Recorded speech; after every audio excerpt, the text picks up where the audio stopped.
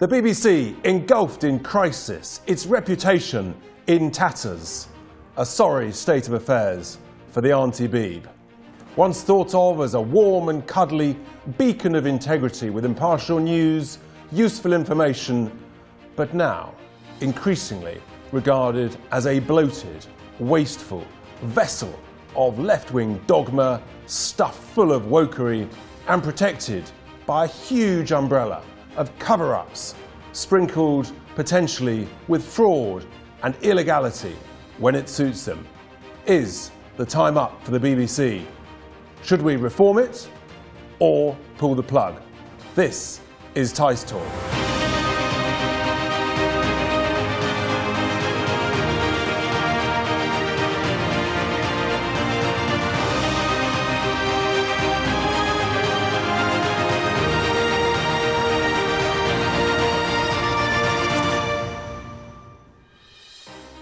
So the BBC has had a bit of a shocker with relentless bad news in the run-up to and after the publication of the damning Dyson report into the Bashir Panorama interview in 1995 with Princess Diana. And to cap it all, Prince William, our future king, blasted the BBC with a withering video referring to the BBC lies, fake documents, incompetence, evasive cover-ups, deceitful behaviour that he believes influenced his mother's actions.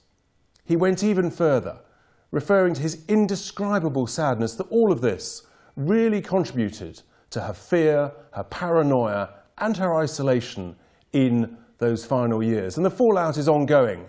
It's led to the former Director General, Lord Tony Hall, resigning as chair of the National Gallery. Former senior executive Tim Souter, who was managing director of weekly programmes at the BBC at the time of the interview, who described Bashir's dealings with Princess Diana as straight and fair, has last week resigned from the board of directors of Ofcom. So the big question is this the final nail in the coffin for the BBC? Is it time it lost its royal charter and moved to some form of pay-per-view model? Well, with me to discuss this in more detail is my good friend, the $1 million man with the tan, Dr. David Burke. How are you? Oh, $1 million man with the tan. Well, I didn't know what you were going to say. Never knew what was coming.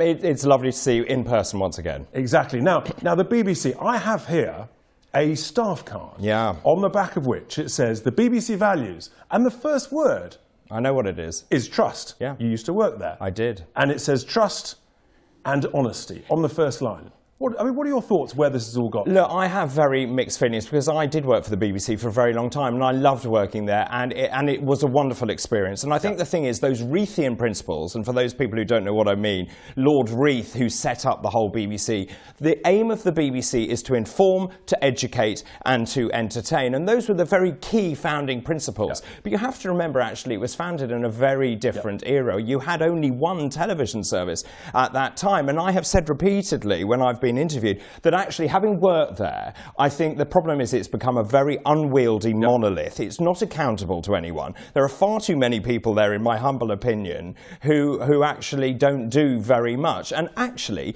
not only is it the world's oldest broadcaster, it's the largest broadcaster. Not surprisingly. And employs 22,000 staff. Wow. 22,000 staff, which is extraordinary. And, you know, it spends £4 billion of taxpayers' money every single year. And it's just so people understand. The BBC, there are two main parts to it. Yep. There's the one we know here in the UK with the television channels, the radio channels, the local radio stations, actually, which are undervalued, in my humble opinion. And obviously, then you've got the digital side, and then you've got the commercial arm. Yep. And the commercial arm, and I lived in America for a while, you know, runs BBC America, it runs global services. It is a big, big company and does contribute money back into the BBC. Yep. But the one thing, the overwhelming sort of feeling I have is it kind of just feels a bit out of control. Out of control, completely. Well, certainly the Bashir interview, I mean, surely that was out of control. I mean, you know, the idea of faking bank statements in order to persuade Princess Diana that actually the royal family did not have her best interests at heart. I mean, it's mind-boggling. So I find that extraordinary, because the whole point, and it was drummed into us, was impartiality. The BBC has to be impartial. If it's not impartial, it loses purpose. And we had, and they still do, I know they do, editorial policy. And editorial policy was all over us at the time about whether what you were doing was right and fair and just. And what I find extraordinary about this whole Bashir thing, I mean, it's a very sorry state of affairs. But what did the BBC actually know? They knew far more. They covered up, they rehired him. And this is the point. So they knew they'd covered up the truth behind the interview, and yet they rehired this man, many years later. Rehired and promoted. And promoted. Therefore, essentially increasing the cover-up. And it wasn't just with Princess Diana, was it? Of course, no. Because tell us about the Terry Venables. Well, that's right. So Terry Venables, again, believes that the interview he did was actually, they used evidence against him that may well not have been true. And if that is true, that is wrong. Again, Michael Jackson's family, you may remember there's a very infamous interview again. The family is also saying, they're not very happy with the way that interview was carried out. And was the evidence provided actually truthful? There are so many examples. And then you've got the example of the BBC Newsnight programme, that they had prepared for Jimmy Savile back in 2011, and all of a sudden that was scrapped. They refused to admit, even in the subsequent review carried out by Dame Janet Smith, and she said, that it was inexcusable why this was covered up. And yet, the Director General at the time, Mark Thompson, was he or was he not aware of the allegations? They refused to say. But I knew that when I was working there. It was very much of a case of you either stick together and keep quiet or you don't work there. And one of the other things, and I think this is where I really feel that they have lost touch, I don't know if you remember, but Gary Lineker, they cut his salary. And he made some vile tweets about losing something like £400,000 in his salary. And his salary was 1.75 million. Now, I'm sorry, as a television presenter, there are some good TV presenters out there, but you are not worth more than the Prime Minister. And I think that should be an overarching principle for everyone at the BBC. It's a good point. And the cover-ups continue. I mean, take the Eurovision Song Contest. Which I do like. Which I know you like. I don't. But look, the reality is that the BBC contributes to the cost of that whole process, the Eurovision Song Contest. But they refuse to admit how much they're contributing. The last official number was 8 or 9 years ago. Then it cost about £310,000. I suspect the true number now is millions of pounds. They even refuse to answer a Freedom of Information request. If you're not prepared to provide the information, it means you've got something to hide. Well, of course, it's very murky, isn't it? Because they're founding members of the EBU, the European Broadcasting Union. It means we're always in the final, despite the fact that we fielded a rubbish song. And you see, the point is actually, if we bothered to actually do well, we actually would then have tourism, as we did when we hosted in Birmingham when I was there at the grand final. But I think fundamentally, and sort of what I feel is that they are untouchable. They're out of sort of kilter with the public. The public wants to love the BBC, but the public has to trust the BBC. And flying a helicopter, do you remember sending that footage when they went over Cliff Richard's house? I mean, it's unbelievable. He wasn't guilty. No. And they ran it as breaking news, not on, against editorial principles. They made huge allegations, completely wrongful allegations against Lord McAlpine. And then you had the sneering just recently. Oh, this is Naga Chetty on breakfast. It's just... Robert Jenrick appeared with the Union flag behind him, and I think quite rightly, actually, we should be proud of it. Perfectly reasonable thing to do. We should be very proud of our flag. Yeah, she was very rude about it and made some very offensive comments, which, of course, she deleted later. And then it was also BBC Newsnight. Emily Maitlis, bless her. She made some very serious allegations against myself, suggesting that my money was somehow dodgy. And after representations from my lawyer, actually they had to make a full live on-air apology and removal references from social media. Let's hear this clip. On last Friday's programme, as part of a studio discussion concerning the current state of British politics, we interviewed Stephen Woolfe MEP about the impact of the new Brexit Party. The discussion may have been understood as suggesting that Mr Richard Tice may have been the source or one of the sources of funding the Brexit Party. Since that interview, we've been contacted by Mr Richard Tice, a founder of Leave.eu and a founder and vice-chair of Leave Means Leave. Mr Tice has confirmed that he is not the subject of any Electoral Commission investigation into the funding of Leave.eu and that he has not donated any money to the Brexit Party. The BBC apologises for any unintentional suggestion to the contrary.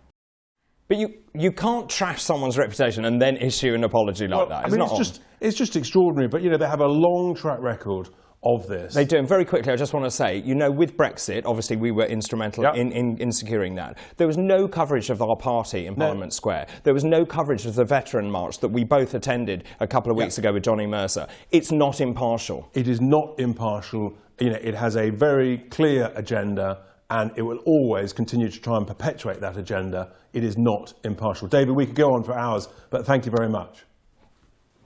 Well, here to discuss the future of the BBC is the Conservative commentator, educationalist, columnist, political advisor, Calvin Robinson, who's been heavily involved in the campaign to defund the BBC. Calvin, welcome. Great to have you on the show. So, how damaging do you think the impact of what many call Bashir Gate, Diana Gate, is on the BBC? Hi, Richard. Thanks for the invitation. I think this could be the nail in the coffin. I really do. We've seen other media outlets be destroyed through smaller scandals than this. This is a massive scandal. We've got evidence that the BBC lied, faked documents, which is essentially fraud, manipulated Her Royal Highness the Princess of Wales. They made lurid and false claims about the royal family. I've never seen anything like this. If they survive it, I'll be surprised. But something has to happen. They have to be held to some kind of account, surely. Just unbelievable. Seismic. Calvin, you've interviewed me about my time at the BBC, which I enjoyed very much, and I told you my thoughts about how I felt it had become an unwieldy monolith. You're very involved in the campaign Defund the BBC. Could you explain to people exactly what it is, what you are campaigning for? Yes, absolutely, David. So there's three main aims. First of all, we want to educate people on what the TV license is, so whether you need one or you don't need one for the type of television that you watch. Because, as you know, we have to pay for the TV license regardless of whether we watch the BBC content or not, if we're watching live television. We want to decriminalise non-payment of the license fee. So if you don't pay your TV license, you end up in the magistrates' courts and you can end up being fined a heavy fee or going to jail. We want to end that. And thirdly, we want a commitment from the government to change the Royal Charter so that the remit of the BBC only covers BBC content. It's ridiculous that we have to pay the BBC to watch Sky News or ITV, for example. Yeah, I mean, and that's so significant. But in a sense, that's really, Calvin, I would suggest just like a starter for 10. Because in a sense, it actually needs fundamental reform, surely, in terms of, moving forwards properly into the 21st century. It feels as though it's stuck back in the 1960s or 70s when there was just one or two different TV, channels and organisations. So, I mean, you've obviously thought about this hugely. What are the key reforms you would like to see going forwards with the BBC? I'd like to see an end of the monopolisation of the BBC. So it would be much easier for smaller independent outlets to start up, whether that's television or radio, if the BBC didn't have this massive monopoly over the market. So we might need to break down the BBC into different units. And that would also benefit us if we changed their revenue model. So if the BBC had to think of another way of funding itself rather than what is essentially TV tax, if we opened it up to the free market and said, well, you guys can do what you like as long as you are letting people choose to subscribe to your channel, choose to pay for your service. That would change, I think, their entire approach. Yeah, I mean, it's very interesting, isn't it? Every year it's accused of exactly the same. And I was thinking about this during the fact that we've had this lockdown. We're still being made to pay the licence fee, and yet there's nothing to watch. As you know, they haven't actually made anything. And the BBC, and I was explaining to Richard, the commercial arm, obviously BBC Studios, now makes programmes not just for the BBC, but for many other broadcasters as well. So it seems incredibly unfair, as you say. You've got essentially a ring-fence tax, which they are now sitting on, not using, and paying big executives big fat salaries and presenters far too much money.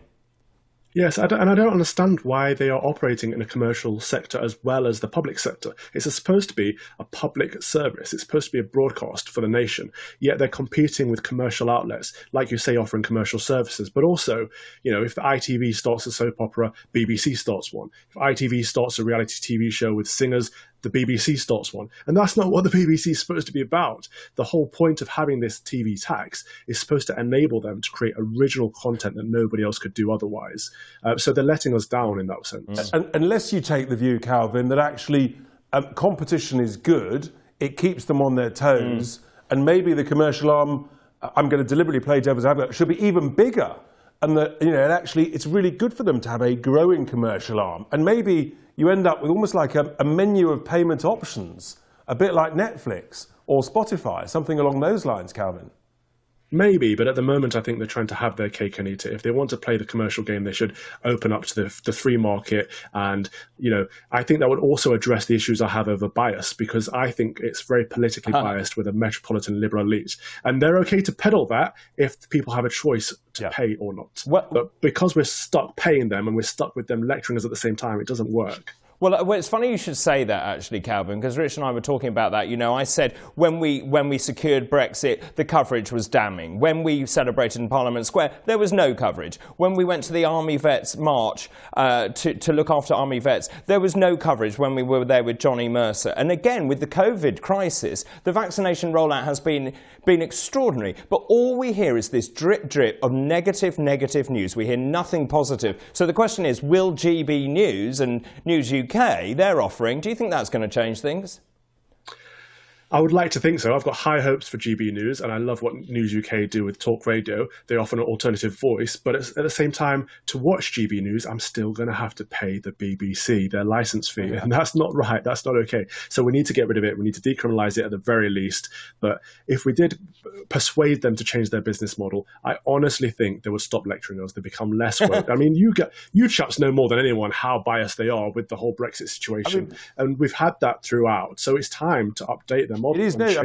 We've talked about it. Personally, I got smeared and slandered by Emily Maitlis on Newsnight. They had to do a live on-air apology. And just recently, with lockdown, we talk about the impartiality. They never show the anti-lockdown marches, huge marches that have gone peacefully through the centre of London. But as soon as there's a march, supporting Palestine, for example, against Israel, it's top of the website, it's top of the news agenda. It does seem extraordinary. And how long does this carry on? And people can see what's going on. It's all transparent. We saw tens of thousands of people out in London protesting for their freedoms. The BBC didn't want to cover it. So the people went out to stand outside the BBC's office, and the BBC still didn't want to cover it. It's outrageous, isn't it? But also, if you look on a commercial market, if you look at the BBC licence fee, I think it's £159, that's £13.25 a month. Netflix is actually cheaper, far cheaper, but of course it has a global reach. So the BBC's, and I will play devil's advocate, the BBC will say they are actually trying to increase their commercial services so that actually, and they know it's coming, the licence fee will go, I think, at some point. And I think they're trying to work out how they increase their commercial revenue. I don't know. But I guess, do you think this Conservative government, even with its huge majority, Calvin, is actually prepared to take on the BBC and to change its model, some of the reforms you've mentioned, or some others, and have a proper national conversation, a national debate about it? So I've spoken to many, many MPs who are in favour of decriminalising the licence fee and of taking away the political bias from the BBC and potentially defunding the BBC. But we need the Prime Minister on board. And he was in favour at one point. He doesn't seem to be anymore. There has been a change of regime from the Cummings to the Simmons, so maybe that's something to do with it. Who knows? But if we can get Mr. Johnson back on board, we're laughing. Yeah, well, I guess that's the key point. And I guess the truth is he may be a little bit distracted at the moment with all sorts of other issues. Calvin, we really, really appreciate your thoughts on that. It's a huge topic, and it is of strategic national importance, actually, the future of the BBC, and we should all, have an involvement in the debate. Calvin, great to see you. Thank you very much indeed for being on TICE TALK. An absolute pleasure. Thank you, guys. Well, David, what do you think to that? Calvin knows his stuff. He really does know his stuff. I've said this before, but actually the two institutions I've worked for, and they're incredibly similar, are the NHS and the BBC. Both founded around the same time, both highly institutionalised, both in the kind of same buildings. One thing that I would just throw in, and it is a complicated situation, you mentioned about global strategic sort of response. The BBC also wields soft diplomatic power, and it is worth considering that with the World Service, for example. Yes. But my understanding is that is also separately funded by the FCO. Right. So I just think when people say get rid of the BBC, keep the BBC, actually it's more complicated. It's more nuanced. But this expression, strategic national importance, it's true. It is true. But that's why it needs a proper conversation and to look at different ways to reform it. Great. Thank you, David. Well, joining us now is our former MEP colleague from our days in the European Parliament, Belinda, a mum to 4 girls, passionate about free speech, democracy, and a huge patriot and believer in our institutions for our great nation. Belinda, welcome to TICE Talk. Great to see you. It's lovely to see you chaps again. A treat to be on. Thank you for having me. No, great pleasure. Now, I know that the BBC is one of our great sort of institutions. It's something you're passionate about. You've got very strong views about, but clearly it's having an absolute shocker at the moment. What are your views about what we've learned in recent days and weeks and the impact on the BBC? I feel really sad about it. I was a big fan of good old auntie. I used to feel so proud whenever I was abroad seeing BBC World News up. I found it trustworthy, and I've never been keen on the whole Fox CNN thing. I thought the BBC was like a beacon of how a broadcaster should be, but it has lost its way.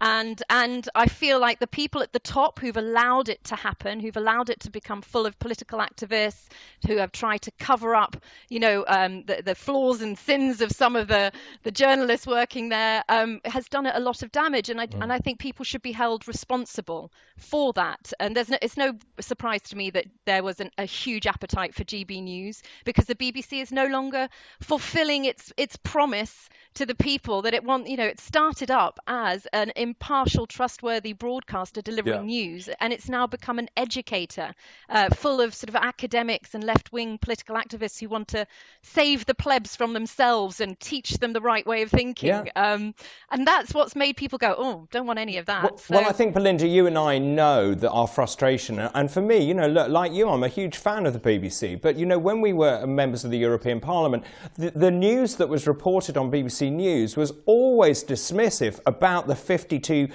of people who voted for Brexit. It was though we'd done something really bad and wrong, and there was never anything positive that came out of that. And surely that just adds to the weight of evidence that it's out of touch.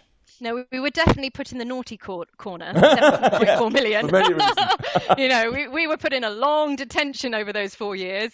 But, they were very crafty about how they managed to manipulate the narrative around Brexit, because it wasn't just that they gave much more time to the pro-EU lot. What they did, which was very sneaky, in fact, Newswatch studies the coverage of the BBC and has done for the last 20 years, did a sort of special investigation on whether there was actually any evidence that the BBC was so biased against Brexit during those years. And they found that the pro-EU guests they invited on came from 13 different sectors across the board. They had pro-EU academics, business owners, farmers, pro-EU health workers, pro-EU famous people, a whole selection. But when it came to the Brexit guests, they were almost only Tory MPs.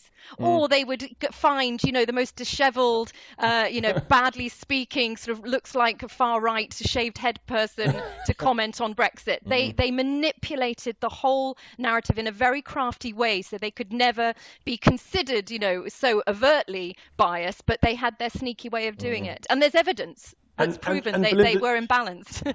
No question at all. We experienced that. Do you think it's recoverable in its current form with a change of personnel, or do you think actually it's literally beyond the pale and needs root and branch fundamental reform?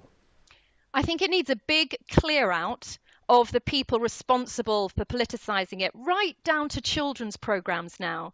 I don't let the kids watch. I mean, they're a bit old for it now, but, CBeebies, it's riddled with the sort of woke brigade angle on everything, and anti-British, and, don't you know that nothing that the Brits love is actually British, and we've done nothing well, and everything we've done is terrible, and there are a million different genders, and all this kind of thing is seeping down now into its children's programmes.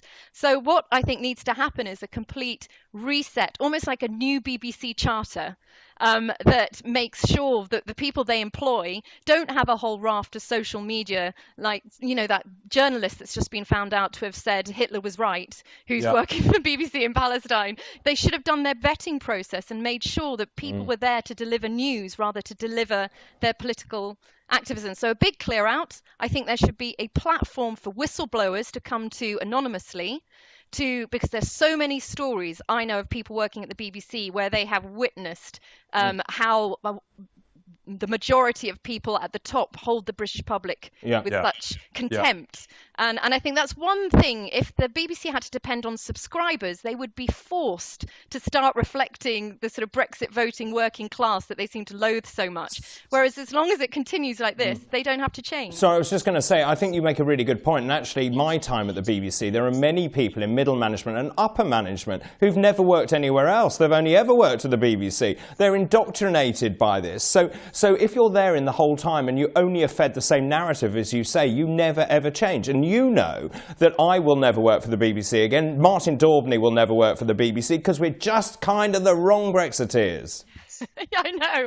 And they can't hide it either. I remember going to an interview right at the beginning of being in the Brexit Party and being interviewed on BBC Politics Southeast with a Labour candidate and a Lib Dem candidate who were all asked very reasonable, rosy questions. But when it came to me, the dislike, the hate, the revenge that this presenter wanted to take out on me, and also as if I had betrayed women in some way because she was a female presenter and she couldn't understand how a woman could be, right of centre and Brexity, and I was so shocked and taken aback with how she interviewed me compared to the others. It became personal for the BBC, and they need to grow up again and stop employing students and bloomin', I don't know who they're employing at the moment, but they're certainly not grown-ups. They're more Philip Hammond and Grieve and George Osborne. That's who they're representing at the moment, not the sort of working class Brexity voters, which clearly the majority of the electorate, seem to be over the past few years. And you mentioned the word there, Belinda, subscribers, which of course means a real change in its funding model. If you're are you thinking of the sort of subscription like Spotify or like Netflix or Apple TV, or a menu of options that you purchase? How much thought have you given to how it could be properly reformed? Well, I'm not sure it will ever go that far. I don't think they will just become a subscriber-only platform. But would you like to see it go that way? You see, if it can reform and go back to the Trevor McDonald and Moira Stewart days, I would be quite happy to just carry along, even though I want, the license fee, not paying it to be decriminalised and things like that. That has to go. It can't be a criminal offence anymore. It's ridiculous. And the license fee is a bit outdated. It's like buying the Times newspaper and paying the Times newspaper just to have access to like the Mirror and the Daily Mail and all the other papers. It's a ridiculous setup to access media. So that needs reformed. But would I be happy paying a license fee to get access to an impartial, trustworthy, brilliant news broadcaster that it was 30 years ago? Probably. I'd be all right with that. But sadly, that's not what we're being offered now. No, it's a sort of mix and match in that you've got, there's clearly a bias there. It's not a bias that we like. So how big are your hopes for GB News then, Belinda? Oh, gosh. Well, I hope I don't want an echo chamber. So I don't want a news channel that only follows the stories that I'm interested in and agrees with everything I agree with. So I hope it doesn't go down that way. But I think with Andrew Neil in charge, he's such a brilliant, impartial presenter and interviewer. He's the only one that gives Nicola Sturgeon a good wrapping. I mean, BBC won't go near Nicola Sturgeon. Sky won't go near Nicola Sturgeon in the way she needs to be grilled. She gets off scot-free, literally. Yeah. And you've got Andrew, that's good, isn't it? Andrew Neil is the only one that really grills her, but does it in a kind of impartial way. So I think with him leading it, it's got a chance of delivering fair coverage, covering stories that the majority of Brits want to hear about, and positive stories. All we hear is the terrible things that people they don't like do. The Biden-Trump election, it was like the Biden cheerleading group. Well, the BBC. It's going to be fascinating, Belinda, to see that impact, that element of proper competition that may force reform upon the BBC under its current model. Belinda, we could talk all day. Great to have you with us. Thank you so much indeed. Thank you. Pleasure, boys. Thanks. Well, David, what do you think of that? Some really interesting thoughts from Belinda there. Yeah, she's great, isn't she?